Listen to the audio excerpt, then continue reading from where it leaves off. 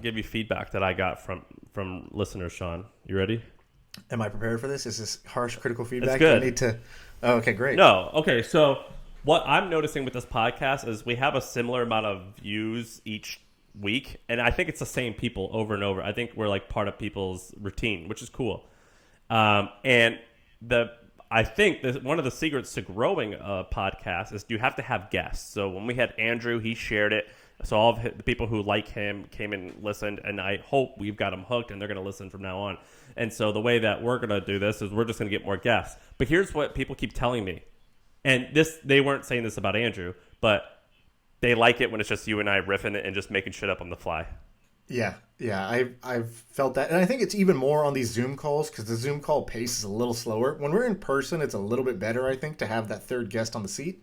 And it definitely depends. The third guest got to bring the energy. You can't just be successful and smart. That is not enough. You have to bring energy. You got to know what people want to hear about and get to the point.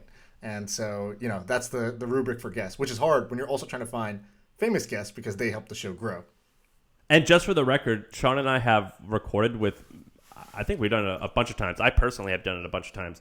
And it was wonderful people who I like. And it just turned out to be bad, and we just don't publish. Yeah, we throw it away. And we don't even tell the guests. We just throw it away. Yeah. And I've done it a couple times awkward. with, like, throughout the years for whatever, I don't even remember what I was recording stuff for. I've interviewed someone who was like an amazing operator, and the content was whack, and I'm like, oh, trash.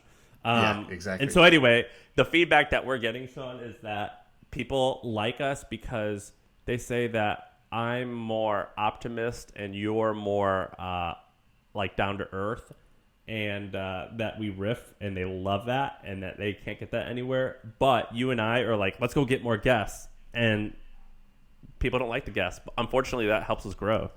Yeah. Well, we'll keep mixing it in. Dude, I had a call yesterday that I was like, if I had just recorded this would have been like one of the dopest podcasts ever. It was just me and Furkan. We have a call once a week now that's just called Cool Shit.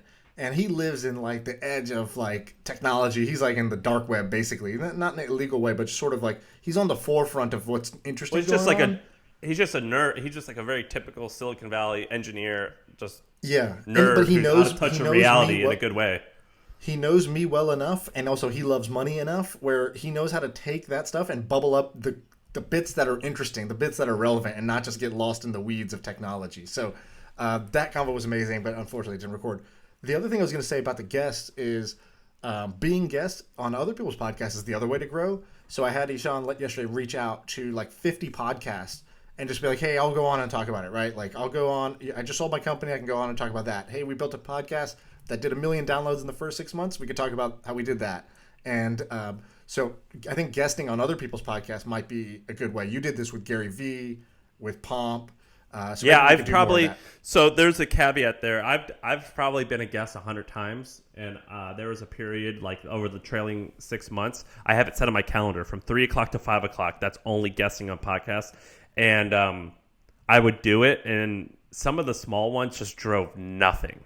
Right, like it was total hit or miss, and so I would spend like 3 weeks doing it, and it's almost like, and you probably like this, it's like being a comedian. You just say the same shit over and over, and you kind of figure out what hits, and it's fun. It's almost like therapy. You just talk about yourself. It's cool, but it gets a little repetitive, and the results are not always there, but they are sometimes.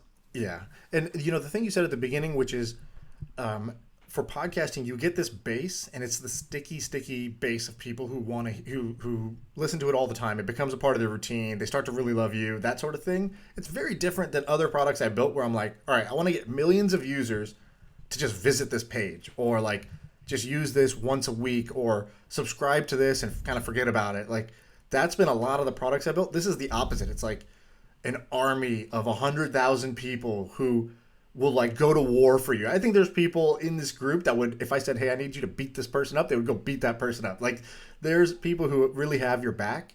And when I started this, I remember I was talking to Sully, who's the very first guest on the pod. And he was like, what are you thinking next? You just sold the company. And I was like, I really like this podcast thing. He goes, okay, like, is that a business? Like in some ways it's a step down, right? It's like, I'm going to make way less doing this than I did my last business or any other business I want to do. And I was like, look, I want to just be in like a million people's earballs every morning. If I did that, I just know that that's a good thing. And I don't know how to get there, but I'm going to do that. I'm going to get into a million people's earballs every morning on their way to work. I think that's powerful. Yeah, I mean, it may or may not be a business, but it definitely will lead to way more opportunity. I've had a lot of. I mean, I've been doing the content thing a little bit like before the podcast, so I kind of understand it. But the podcast definitely is different. I remember I went to New York, Sean, and I just tweeted. I was like, I'm going to be over here because I was there for hustle advertising crap. And I just tweeted, I was like, yeah, we're going to be here. I had 200 people want to come. And so we only let maybe 20 come. And because we're in people's ears, dude, like these people, this kid, Ryan, said something to me. And he's like, yeah, because you said how much you like this thing. And I was like, I don't remember what you're talking about. And like, they think they know you. And it's funny.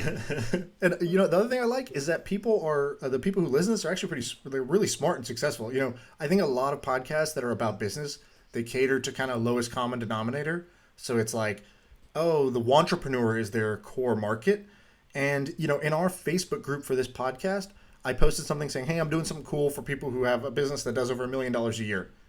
And there's like 100+ replies just in that Facebook group of people who have businesses doing over $1 million a year, right? So these are not like kind of like the wantrepreneur who's, at their 9-to-5 job or a college kid or something like that. Like, of course, there are people like that, but the audience also is mixed with a lot of interesting, successful people. There's a bunch of VCs that listen to this. It's crazy. So anyways, enough about the podcast. Let's give people some other topics or ideas.